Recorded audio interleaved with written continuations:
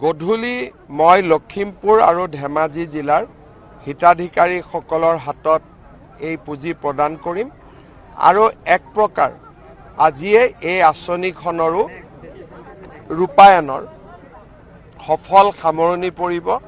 প্ৰায় ৭৫,০০০ ল'ৰা ছোৱালীয়ে ২ লাখ টকাকৈ ৩টা কিস্তিত চৰকাৰৰ পৰা পুঁজি লাভ কৰিব।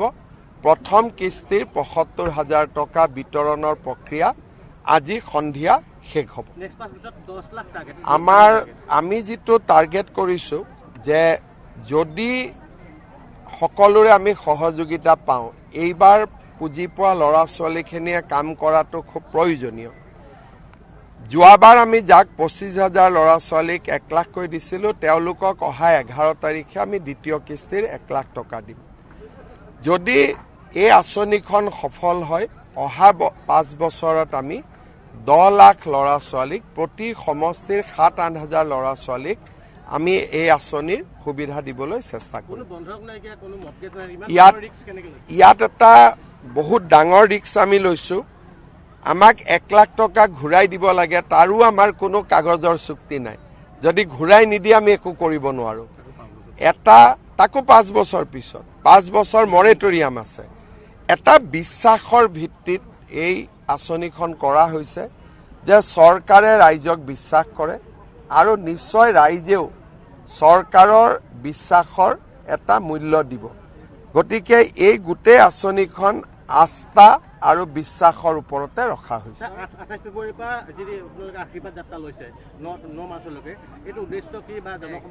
আমাৰ কথাটো হ'ল দুটা। প্ৰথম, চৰকাৰ এখন চলি থাকিলে বহুতে ভাবে চৰকাৰখন চলি আছে। আমাৰ কাৰ্যকৰ্তাসকল নিৰ্বাচনী মুডটোলৈকে নাযায়গৈ, ইলেকশ্যন মুড এটাত আহিব লাগেতো। সেইকাৰণে আশীৰ্বাদ যাত্ৰাই আমাৰ কাৰ্যকৰ্তাসকলক ৰাজনৈতিকভাৱে এটা উৎসাহিত কৰিব। এতিয়াতো ধৰক মই ইয়াত আহিছোঁ মুখ্যমন্ত্ৰী হিচাপে। আশীৰ্বাদ যাত্ৰাত মইতো মুখ্যমন্ত্ৰী হিচাপে নাহোঁ, দলৰ কৰ্মী এজন হিচাপে আহিম। এটা হ'ব পলিটিকেল মবিলাইজেশ্যন। দ্বিতীয়তে, আমাৰ অসম আৰু ভাৰতত এটা পৰম্পৰা আছে যে কিবা এটা কামত যোৱাৰ আগতে জ্যেষ্ঠজনৰ আশীৰ্বাদ ল'ব লাগে।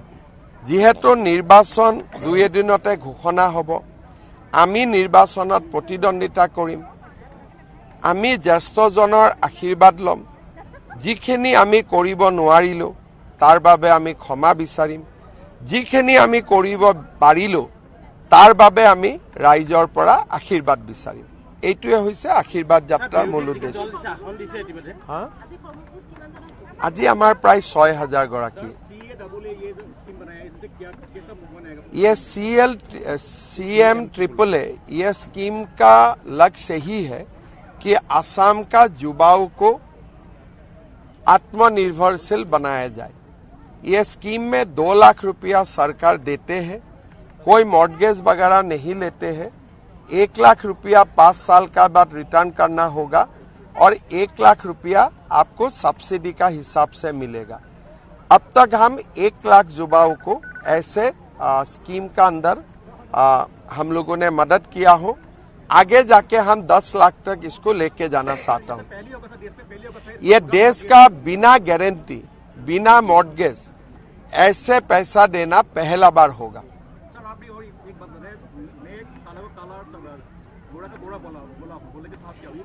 ये बात ऐसा ही बोला हूँ कि असम का जो समस्या है, सेकुलरिज्म का कारण लोग नहीं बोलते हैं। हम यही बोला हूँ कि हम जो देख रहा हूँ इसको बोलना चाहिए, नहीं बोलने से समस्या का हल नहीं होगा। इलेक्शनर दिनटोर विषयतो मैं कब নোৱাৰিম, কিন্তু অসম চৰকাৰে নিৰ্বাচনী আয়োগক অনুৰোধ কৰিছে যে ইলেকশ্যন যাতে যিকোনো কাৰণতে বহাগ বিহুৰ আগতে হয়। কাৰণ বহাগ বিহু পাৰ হৈ যোৱাৰ লগে লগে বৰষুণো আৰম্ভ হ'ব, তেতিয়া ইলেকশ্যন কৰাটো অসুবিধা হ'ব।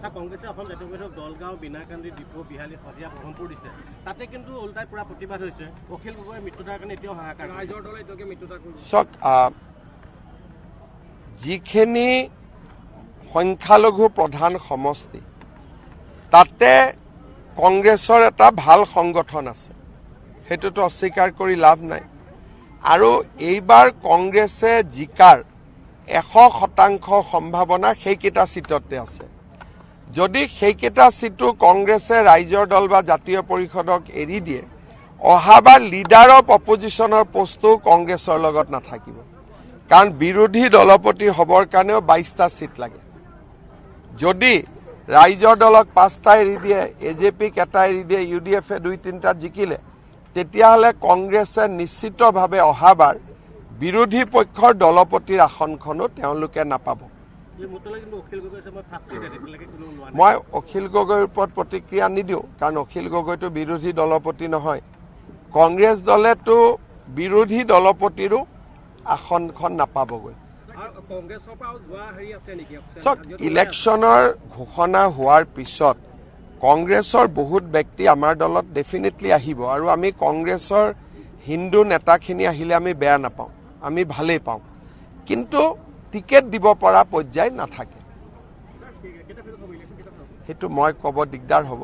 কিন্তু অসম চৰকাৰে বিচাৰিছে যে বিহুৰ আগতে হ'ব লাগে, যেনে তেনে বিহুৰ আগতে আমি চেছ কৰিব লাগে। কাৰণ নহ'লে বিহুতো পুলিচ চিকিউৰিটি দিব লাগিব, কেম্পেইনতো চিকিউৰিটি দিব লাগিব। আমাৰ কাৰণে এটা কঠিন প্ৰত্যাহ্বান হ'ব। আজি আমাৰ ওমেন ইউনিভাৰ্চিটিখনে এটা স্থায়ী ঠিকনা পাব, এইটো আমাৰ কাৰণে ভাল এটা দিন। আৰু AGPৰ লগত আমি আলাপ আলোচনা কৰিব লাগিব, আৰু আলাপ আলোচনাটো যোৱাকালি আমাৰ ৰাভা যৌথ মঞ্চৰ লগত প্ৰায় আলোচনা সমাপ্তি হৈছে। BPF দলৰ লগতো 28 তাৰিখৰ আগতে আমি আলোচনা কৰি ল'ম। লাহে লাহে আমাৰ ফাইনেলাইজেশ্যনখিনি হোৱাৰ ৰাস্তাত গৈ আছে। যোৰহাট আৰু তিয়ক, তিতাবৰ, মৰিয়নি 4টা সমষ্টি আছে। যোৱাবাৰ এটা AGPৰ লগত আছিলে। আমি আলোচনা কৰিব লাগিব, কাৰণ এবাৰ শিৱসাগৰতো এটা চিট কমি গৈছে। গতিকে AGPৰ লগত ভাল কৰি আলোচনা কৰিব লাগিব।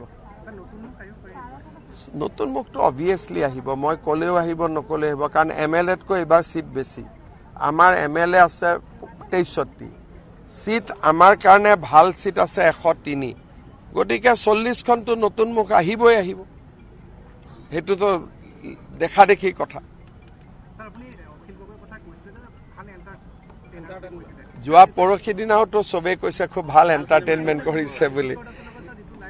মই কাৰ লগত লাইভ দিছে নাজানো, কিন্তু বহুত মানুহে কৈ আছে যে দাদা বহুত ডাঙৰ এণ্টাৰটেইনমেণ্ট কৰিছে সিদিনাখন, খালি ক'ৰবাত লাইনডাল ক্ৰছ কৰি গৈছে।